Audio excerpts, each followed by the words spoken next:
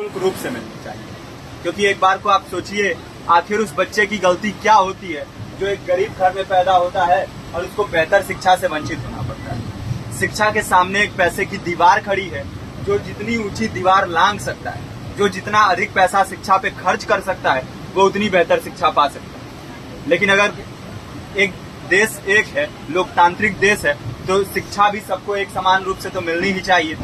आज परिस्थिति ये है कि एक तरफ तो प्राइवेट स्कूल हैं जो लूट के अड्डे बने हुए हैं, वहां पे आप एडमिशन कराने जाएंगे तो सिर्फ एडमिशन के नाम पे ही आपको 10,000 20,000 रुपए देना होगा। और कमीशन खोरी का ऐसा धंधा है कि कॉपी, किताब, टाई, बेल्ट, ड्रेस, जूता कहाँ से खरीदना है ये आप नहीं तय करेंगे वो प्राइवेट स्कूल वाले। यानी आम लोगों की मेहनत की आखिरी कौड़ी उनके जेब से वसूल लेना चाहते हैं। और दूसरी तरफ सरकारी स्कूलों में न तो पर्याप्त टीचर हैं, न पर्याप्त बिल्डिंगें हैं।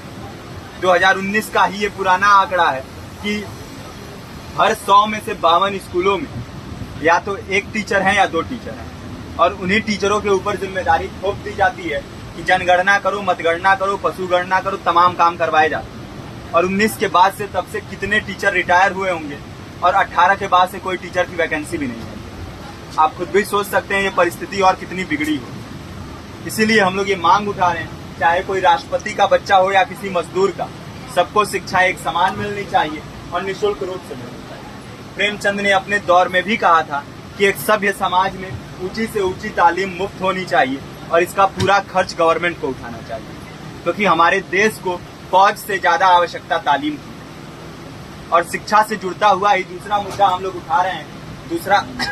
दूसरा मुद्दा है रोजगार का। रोजगार की परिस्थिति ये है कि आज सरकारी सेक्टर हो या प्राइवेट, सब कुछ ठेका संविदा के हवाले किया जा रहा है। परमानेंट नौकरियां लगातार घटाई जा रही है। इसी रेलवे में 1995 के आसपास लगभग 18.5 लाख कर्मचारी काम करते थे, लेकिन आज उनकी संख्या 12 लाख थी।